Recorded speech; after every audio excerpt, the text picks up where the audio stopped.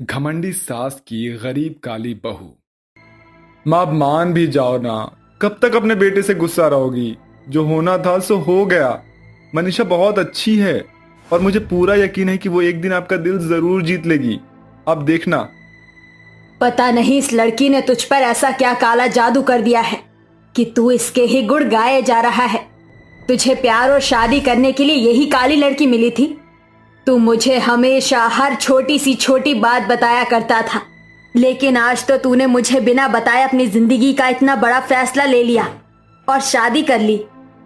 तरुण आशा का इकलौता बेटा होता है। आशा बचपन से ही तरुण की शादी एक बहुत ही बड़े घर की सुंदर सी लड़की से करवाना चाहती थी, लेकिन तरुण ने अपनी मनपसंद लड़की मनीषा से शादी कर ली थी। शादी के बाद जब तरुण मनीषा को अपने घर लेकर आता है तो आशा से ये सब कुछ बर्दाश्त नहीं होता। मनीषा एक गरीब घर से होती है और रंग रूप में भी काली होती है, जिसके चलते आशा मनीषा को बिल्कुल भी पसंद नहीं करती। लेकिन इकलौते बेटे के लिए आशा को ना चाहते हुए भी इस शादी को मंजूर करना ही पड़ता है। मनीषा और तरुण की शादी को 2 हफ्ते हो जाते हैं, लेकिन आशा ने मनीषा के साथ कोई भी बुरा बर्ताव नहीं किया था, जिसे देखकर मनीषा को लग रहा था कि शायद उसकी सास धीरे धीरे उसे अपना ही रही है। लेकिन मनीषा को यह पता नहीं था कि ये उसकी सबसे बड़ी गलतफहमी है। आपका जाना जरूरी है क्या? अभी कुछ ही दिन तो हुए हैं हमारी शादी को और आप जा रहे हैं। मनीषा, ये बिजनेस ट्रिप मेरे बिजनेस के लिए बहुत ज्यादा इंपॉर्टेंट है, इसलिए मैं जा रहा हूँ। सिर्फ कुछ ही महीनों की तो बात है। जैसे ही ट्रिप खत्म होगा मैं फौरन लौट आऊंगा और मेरे आने के बाद हम तुम्हारी मनपसंद जगह घूमने जाएंगे। ठीक है? ठीक है, आप जाइए, लेकिन अपना ख्याल रखना। और हाँ, मुझे दिन में 3 से 4 बार कॉल करना मत भूलना। तरुण मनीषा को गले लगाता है और निकल जाता है। तरुण के जाने के बाद मनीषा रोज की तरह अपने कामों में लग जाती है कि तभी आशा मनीषा के पास आती है। ओ काली कलूटी, ये कैसे कपड़े धोए हैं तूने? मेरी साड़ी पर से ये चाय का दाग तो गया ही नहीं है। तेरी माँ ने क्या तुझे कपड़े धोना भी नहीं सिखाया है? सिखाएगी भी कैसे? तेरी माँ तो तुझे सिर्फ अमीर लड़कों को फंसाना सिखाती होगी ना। तभी तो तूने मेरे इकलौते बेटे को फंसाया है अपने इस प्यार के झूठे नाटक में। माँ जी, आप ये कैसी बातें कर रही हैं? माना मैं गरीब परिवार से हूँ, लेकिन मेरी माँ ने मेरी परवरिश बहुत अच्छे से की है। तेरी इतनी हिम्मत कि अब तू मुझसे जुबान लड़ाएगी? इतना कहकर आशा मनीषा का हाथ पकड़ती है और जलते हुए तवे पर रख देती है, जिससे मनीषा का हाथ जल जाता है। माँ जी, भगवान के लिए मुझे छोड़ दीजिए, बहुत जल रहा है मेरा हाथ। इस बार तो सिर्फ तेरा हाथ जलाया है। अगर आइंदा मुझसे जुबान लड़ाने की कोशिश भी की तो पूरा का पूरा तेरा शरीर जला दूंगी, समझी? इतना कहकर आशा वहां से चली जाती है और बेचारी मनीषा अपना हाथ पकड़कर रोने लगती है। इस बारे में मनीषा अपने पति तरुण को कुछ भी नहीं बताती है, क्योंकि वो नहीं चाहती थी कि तरुण परेशान हो। ऐसे ही समय बीतता है, लेकिन आशा के बर्ताव में बदलाव नहीं आता है। आशा का मनीषा पर दिन प्रतिदिन जुल्म बढ़ते ही जा रहे थे। आशा मनीषा को उसके कमरे में ही सोने नहीं देती थी और हर वक्त हर छोटी छोटी बात पर मनीषा को मारती रहती थी। ऐसे ही समय गुजरता है और आशा को पता चलता है कि मनीषा प्रेग्नेंट है, लेकिन इसके बावजूद भी आशा अपनी हरकतों से बाज नहीं आती है। तू यहाँ बैठकर खाना खा रही है और मैं कब से अपनी चाय के इंतजार में बैठी हुई हूँ। माँ जी, आप तो जानती है ना, मैं गर्भवती हूँ और ऐसी हालत में ज्यादा देर भूखा रहना मेरे और मेरे बच्चे की सेहत के लिए ठीक नहीं है। मनीषा की बात सुनकर आशा को बहुत गुस्सा आता है और मनीषा के सामने से खाने की थाली उठाकर फेंक देती है। मेरे लिए ना ही तू जरूरी है और ना ही तेरा ये आने वाला बच्चा। भगवान करे कि तेरा ये बच्चा इस दुनिया में जन्म ही ना ले। अपनी तरह अपना होने वाला बच्चा भी काला ही पैदा करेगी। कैसी माँ है आप? एक माँ होकर दूसरी माँ के सामने ही उसके बच्चे की मौत की दुआ मांग रही है। शर्म आनी चाहिए आपको। मनीषा के मुंह से ऐसी बात सुनकर आशा का गुस्सा 7वें आसमान पर पहुंच जाता है और वो पास में ही रखी एक छड़ी से मनीषा को मारने लगती है। मनीषा खूब रोती है, लेकिन आशा को इससे कोई भी फर्क नहीं पड़ता। ऐसे ही समय गुजरता है और एक दिन आशा का भतीजा प्रेम आशा से मिलने के लिए आता है। अरे प्रेम बेटा, तुम यहाँ, वो भी ऐसे अचानक? जी बुआ जी, वो क्या है ना कि कुछ दिनों के लिए मैं यहाँ आया हुआ था, तो सोचा कि आपसे भी मिल लूं। अच्छा हुआ कि तू आ गया यहाँ। अब आया है तो कुछ दिन रुक कर ही जाइयो तू। बैठ, मैं तेरे लिए पानी मंगवाती हूँ।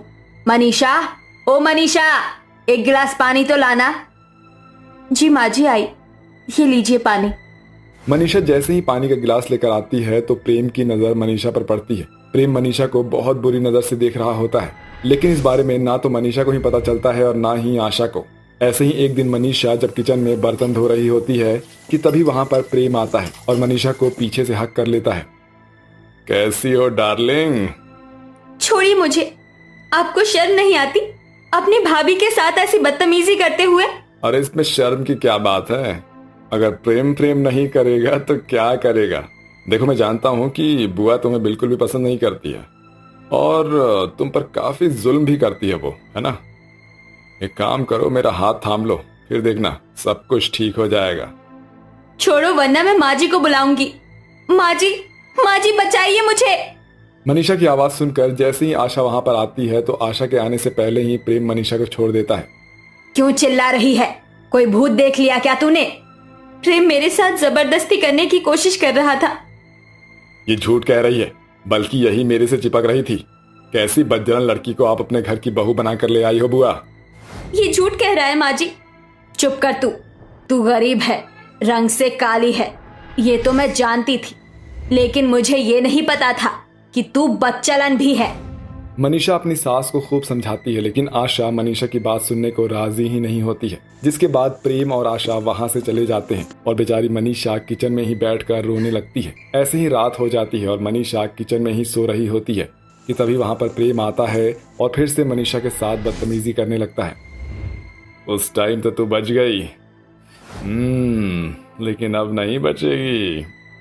भगवान के लिए मुझे छोड़ दो प्रेम, मेरे पेट में बच्चा पल रहा है, मेरा 9वां महीना है, भगवान के लिए मुझे छोड़ दो। तुझे छोड़ दिया तो क्या होगा? उस टाइम तो वो बुढ़िया आ गई थी, लेकिन अब तो कोई नहीं आएगा। और सुनो, मैं जानता हूँ कि वो रात में नींद की गोली खाकर सोती है। अब यहाँ कोई नहीं है जो तेरी मदद करे। इतना कहकर प्रेम मनीषा के साथ जबरदस्ती कर ही रहा होता है कि तभी वहां पर अचानक से तरुण आ जाता है और प्रेम को मारने लगता है। तेरी इतनी हिम्मत कि तूने मेरी पत्नी को हाथ लगाया? तरुण प्रेम को बहुत मारता है और पुलिस को कॉल कर देता है, जिसके बाद पुलिस प्रेम को वहां से ले जाती है। इसी बीच मनीषा को भी लेबर पेन शुरू हो जाता है, जिसके बाद तरुण जल्दी से मनीषा को अस्पताल लेकर जाता है और मनीषा की डिलीवरी होती है। डिलीवरी के बाद मनीषा बड़े ही प्यारे से बेटे को जन्म देती है कि तभी वहां पर आशा भी आ जाती है और आशा को इन सभी चीजों के बारे में पता चलता है, जिससे अब आशा को भी अपनी गलती का एहसास होता है। मनीषा बहू, मुझे माफ कर दे। आज मेरी ही गलती के कारण तेरे साथ कुछ भी गलत हो सकता था। मैंने ही तेरा विश्वास नहीं किया। आज तक जो भी मैंने तेरे साथ किया, उन सभी चीजों का मुझे एहसास हो चुका है। भगवान के लिए मुझे माफ कर दे। नहीं माँ, बहुत देर हो चुकी है। आपने जो भी किया वो माफी लायक बिल्कुल नहीं है। आपको कभी माफी नहीं मिल सकती है। इसलिए मैं, मनीषा और मेरा बेटा अब हमेशा के लिए यहाँ से जा रहे हैं। ये आप क्या कह रहे हैं? आप माँ जी को अकेला छोड़ रहे हैं? वो आपकी माँ है और उन्हें अपनी गलती का एहसास हो चुका है। इससे बढ़कर उनके लिए और कोई सजा नहीं हो सकती। मनीषा के कहने पर तरुण अपनी माँ को माफ कर देता है और मनीषा भी अपनी सास को माफ कर देती है, जिसके बाद अब आशा बिल्कुल सुधर जाती है और अपनी बहू और पोते से बहुत प्यार करती है। अरे शीतल बहन, ये देखो, मैं तुम्हारे दोनों बेटों के लिए रिश्ता लेकर आया हूँ। ये तो बहुत बढ़िया बात है भाई साहब। मैं तो कब से ढूंढ रही हूँ कोई अच्छी लड़की मिल जाए, लेकिन मैंने आपको कुछ बताया था, मुझे लड़की अमीर घराने से ही चाहिए। तभी वहाँ पर शीतल का पति मनोज आ जाता है। अरे वाह पंडित जी, चलो अब आप लड़कियों के रिश्ते लेकर आए हो तो हमें भी दिखाओ, जरा हम भी देखें आखिर कैसे रिश्ते लेकर आए हो आप हमारे बेटों के लिए। मनोज को ऐसी बातें करते हुए देख शीतल थोड़ी देर शांत रह जाती है। वो अपने दोनों बेटों के लिए अमीर घराने के रिश्ते ढूंढ रही थी, लेकिन पंडित जी के दिखाए हुए रिश्तों में एक तो अमीर घराने की लड़की थी, लेकिन एक लड़की गरीब परिवार से थी, जिसे देखकर शीतल कहती है, अरे ये लड़की तो गरीब परिवार से है, ऊपर से इसका रंग भी बहुत काला है, हमारे परिवार में इसका मैचअप नहीं हो पाएगा। मनोज जब गरीब परिवार की लड़की की फोटो देखता है तो उसे वो लड़की पसंद आ जाती है। मुझे तो ये लड़की पसंद है और ये हमारे छोटे बेटे के लिए बिल्कुल परफेक्ट रहेगी। पंडित जी, मेरी तरफ से ये रिश्ता पक्का है, आप इस रिश्ते के लिए आगे बात करिए। अपने पति के आगे शीतल की नहीं चल सकती थी, इसलिए वो कुछ बोलती भी नहीं। अपने पति के जाने के बाद वो पंडित से कहती है, पंडित जी, क्या जरूरत थी उस काली कलूटी लड़की की फोटो लेकर आने की? इससे अच्छा होता कि आप उसकी फोटो लाते ही नहीं। खैर, अब मैं कुछ कह नहीं सकती, मनोज जी ने रिश्ते की बात पक्की कर दी है। और मेरी तरफ से ये गोरी सुंदर अमीर लड़की का रिश्ता पक्का है। अब आप दोनों परिवार वालों से बात करके रिश्ते को आगे बढ़ाओ। शीतल की बात सुनने के बाद पंडित जी रिश्ते की बात बढ़ाना शुरू कर देते हैं। शीतल के दोनों बेटे कामयाब थे, जिसके चलते लड़की के माता पिता शादी के लिए तैयार हो जाते हैं। कुछ दिनों में शादी की रस्में शुरू हो जाती हैं और शीतल अपनी दोनों बहुओं को अपने बेटों से शादी करवाकर अपने घर ले आती है और उनका गृह प्रवेश करने लगती है। गृह प्रवेश के समय वो केवल अपनी गोरी और अमीर बहू का ही गृह प्रवेश कराती है। आओ बहू, अंदर तुम्हारा हार्दिक स्वागत है इस घर में। शीतल ऐसा कहकर पारुल की आरती उतारती है और उसे घर के अंदर ले आती है। तो वहीं अपनी काली बहू काजल की तरफ एक नजर भर के भी नहीं देखती है। एक तरफ शीतल अपनी गोरी और अमीर बहू को सभी मेहमानों के पास बैठा देती है, तो दूसरी तरफ वो अपनी काली बहू काजल को अपनी गोरी बहू से दूर बैठाती है। तुम यहीं पर बैठी रहना, कहीं पर मत जाना, यहीं पर तुम्हारी मुंह दिखाई की रस्म हो जाएगी। शीतल कुछ ही देर में अपनी दोनों बहुओं के लिए मुंह दिखाई की रस्म को शुरू करने की बात सभी औरतों से कहती है। अरे लगता है सारी औरतें बेचैन हैं मेरी प्यारी सुंदर सी गोरी सी बहू को देखने के लिए। आखिर होना भी चाहिए, मैंने बड़ी ही मुश्किलों के बाद अपनी बहू को ढूंढा है। चलो फिर एक एक करके आ जाओ और मेरी प्यारी बहू की मुंह दिखाई की रस्म को शुरू करो। शीतल के कहने पर एक के बाद एक गांव की औरत उसकी बड़ी बहू की मुंह दिखाई करने आने लगती है। कभी कोई गिफ्ट लेकर आती तो कभी कोई साड़ी और गहने। इसी प्रकार पारुल की गोदी में खूब सारी भीड़ लग जाती है। तो वहीं काजल बेचारी की मुंह दिखाई हर कोई नहीं करता, केवल एक या दो औरत ही करती, वो भी उसे कुछ नहीं देती। शीतल आंटी, अब तो आपकी बारी है मुंह दिखाई करने की। हम सब ने तो आपकी बहू की मुंह दिखाई कर ली, अब देखते हैं आप अपनी बहू को मुंह दिखाई में क्या दोगी। पूजा के कहने पर शीतल बहुत खुशी से अपने कमरे में जाती है और ढेर सारी बनारसी साड़ी उठा कर लाती है। वहाँ पर सभी औरतें जैसे ही बनारसी साड़ियाँ देखती हैं, सबके मुंह फटे के फटे रह जाते हैं। बाप रे बाप, इतनी महंगी महंगी बनारसी साड़ी! अरे मुझे तो लगता है सारा खजाना शीतल बहन के घर में ही है। देखो तो सही, अपनी बहुओं के लिए बनारसी साड़ियाँ लेकर आई है। बात महंगी बनारसी साड़ियाँ हैं, अभी तो हमारे गांव में किसी की भी बहू ने नहीं पहनी होगी ऐसी बनारसी साड़ी। देखो तो शहर से सबसे बढ़िया डिजाइन बनवा कर लाई हूँ अपनी बहू के लिए। ऐसा कहने के बाद शीतल अपनी गोरी अमीर बहू की मुंह दिखाई करती है और उसे तोहफे के रूप में सारी की सारी बनारसी साड़ियाँ दे देती है, जिन्हें देखकर पारुल बहुत खुश होती है। वाह क्या बात है, और क्या डिजाइन है इन सभी साड़ियों के। मुझे तो बनारसी साड़ियाँ बहुत पसंद है। सच में आज तो माँ जी ने मेरा दिल ही खुश कर दिया। अरे अब तू मेरी इकलौती बहू है तो तुझे खुश तो करूंगी ही ना। तभी वहाँ पर हेमलता कहती है, अरे बहन शीतल, ये सब क्या है? तूने अपनी छोटी बहू को एक भी शगुन का तोहफा नहीं बचा के रखा। हे भगवान, मैं तो अपनी छोटी बहू के बारे में भूल ही गई। खैर अब तो मैंने सारे तोहफे पारुल को पकड़ा दिए, और फिर तोहफे तो एक बार देने के बाद वापस लिए भी नहीं जाते। वैसे काजल को देखकर मुझे नहीं लगता कि वो इन बनारसी साड़ियों में इंटरेस्टेड होगी। तभी काजल खुशी से कहती है, नहीं माँ जी, ऐसी बात नहीं है, बल्कि मुझे तो बनारसी साड़ियाँ बहुत पसंद हैं। ये बंधने के बाद बहुत प्यारी लगती हैं। हाँ हाँ, तुझ जैसी गरीब को तो ऐसी महंगी महंगी बनारसी साड़ियाँ प्यारी ही लगेंगी, क्योंकि जिंदगी में कभी देखने को तो नसीब नहीं हुई होंगी। ऊपर से दहेज में तिनका तक नहीं लेकर आई। कम से कम मेरी अमीर बहू दहेज में खूब सारा सामान तो लेकर आई है। क्या हुआ माँ जी, क्या सोच रहे हो आप अपने मन में? अरे अरे भला मैं कुछ सोच सकती हूँ क्या? मैंने कुछ नहीं सोचा। खैर छोड़ो, बाकी की रस्में कर लेते हैं। शीतल अपनी अमीर बहू के साथ तो बहुत अच्छा व्यवहार करती, लेकिन वो काजल के साथ बहुत बुरा व्यवहार करती थी, और यहाँ तक कि उसे शगुन में एक बनारसी साड़ी तक नहीं देती। वहीं अब शीतल ने अपनी अमीर बहू को सर पर चढ़ा दिया था। जब भी कोई बात होती तो उसकी बड़ी बहू उसके ऊपर चीखती चिल्लाती, लेकिन शीतल उसे नजरअंदाज कर देती। तो वहीं उसकी काली बहू उसकी बहुत परवाह करती, लेकिन शीतल कभी उसकी तरफ जरा भी ध्यान नहीं देती। एक दिन पर उनको एक पार्टी में जाना होता है और वो अपनी बनारसी साड़ी निकाल कर रख देती है।